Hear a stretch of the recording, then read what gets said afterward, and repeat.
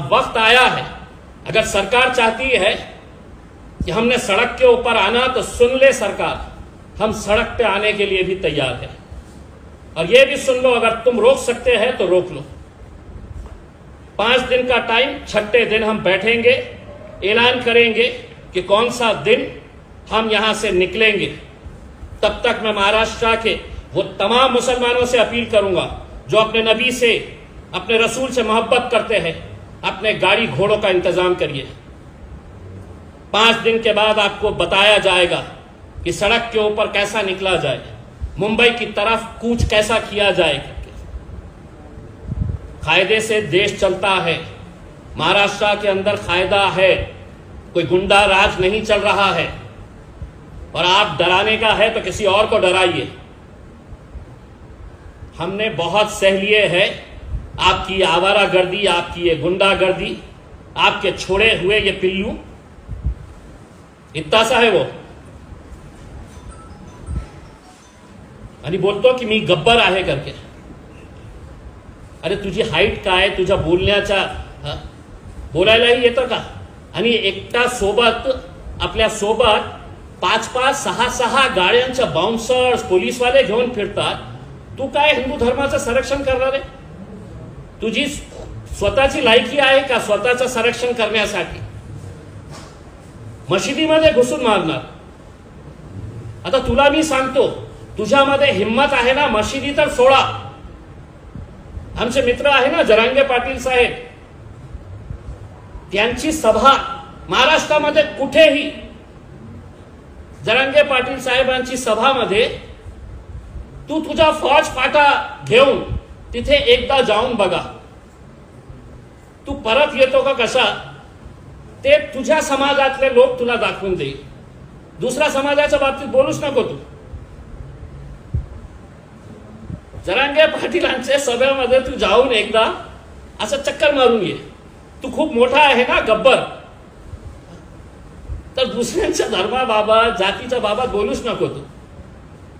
तर अशा परिस्थितीमध्ये आज मी सर्व राजनैतिक पक्षांना हे सांगतो की आज जे मी आवाहन करत आहे, मी एका राजनैतिक पक्षाचा सदस्य म्हणून हे करत नाही।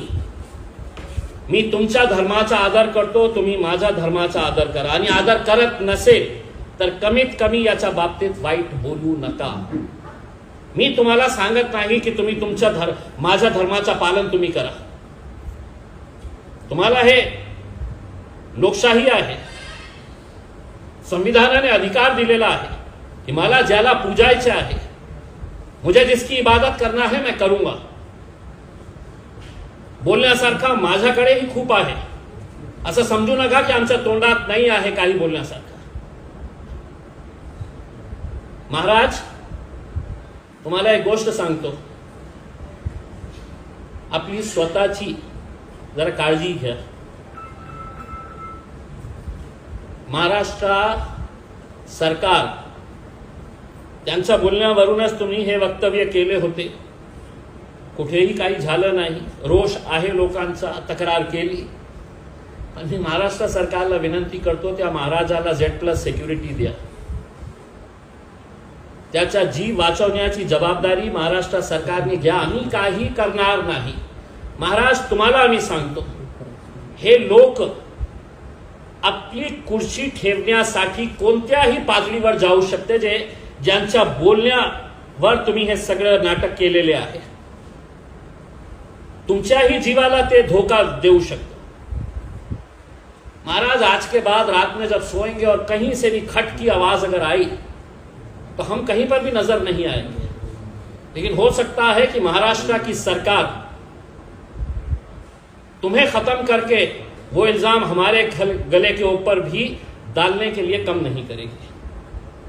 इतक्या खालच्या पातळीवर महाराष्ट्राची सरकार गेलेली आहे, म्हणून त्याला Z+ सिक्युरिटी किंवा हायेस्ट सिक्युरिटी जे देता येतील कृपा करून त्यांना द्या।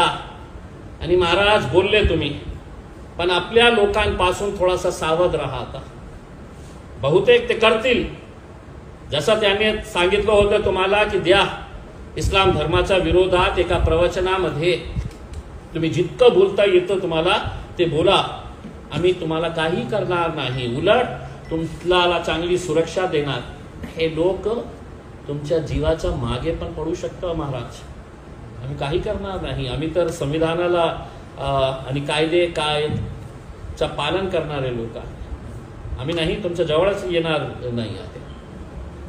आणि महाराष्ट्र सरकारला विनंती आहे की अशा प्रकारचे हे जे छोटे मोठे पिल्लूंना सोडलेले आहे त्यांना सांगतो की गब्बर जे कॅरेक्टर होतं ना ते शोले फिल्मचा होता. त्या शोले फिल्ममध्ये धरम आणि वीरू पण होते, जय वीरू. तर त्या दोघीपैकी मी एक आहे. आणि गब्बरचा काय हाल झाला होता त्या फिल्ममध्ये बघितलं नसेल तर आज रात्री घरी बसून शोले फिल्म बघा, तुला कळेल की वीरूने गब्बरचा काय हाल केलं होतं. हे एकदा बघू. आता आम्हाला जे सांगायचे होतं आम्ही सांगितलेले आहे. आणि मी आपल्याला स्पष्टपणे सांगतो की महाराष्ट्राचे सर्व लोकांनी 5 दिवसामध्ये आपली सगळी तयारी करून ठेवा. आपल्याला मुंबईकडे कूच करायचं आहे, मुंबईकडे धावा बोलायचा आहे. काही नाही, आपल्याला फक्त जाऊन जे मुख्यमंत्री उपमुख्यमंत्री दोघं आहेत त्यांना संविधानाची एक पुस्तक भेट करायची आहे. आणि जे पोलिसांचे जे वरिष्ठ अधिकारी आहेत त्यांच्यासाठी आम्ही फ्रेम करून जे वचन आपण ते वर्दी घालताना IPSची वर्दी घालताना जे वचन घेतलं होतं त्याची प्रत आम्ही पोलिसांनाही पाठवणार आहे. हे राज्य आपल्याला सगळ्यांना नियमाप्रमाणे चालवायचं आहे, गुंडागर्दीप्रमाणे चालवायचं नहीं है. वीडियो देखने के लिए धन्यवाद. लाइक करें, शेयर करें और हमारे चैनल खासदार टाइम्स को सब्सक्राइब करें तथा रोज नए अपडेट्स के लिए बेल आइकॉन को प्रेस करना ना भूलें. साथ ही देश और दुनिया की ताजा तरीन और स्थानिक खबरों के लिए हमारे वेबसाइट www.khasdartimes.com पर विजिट करें. धन्यवाद.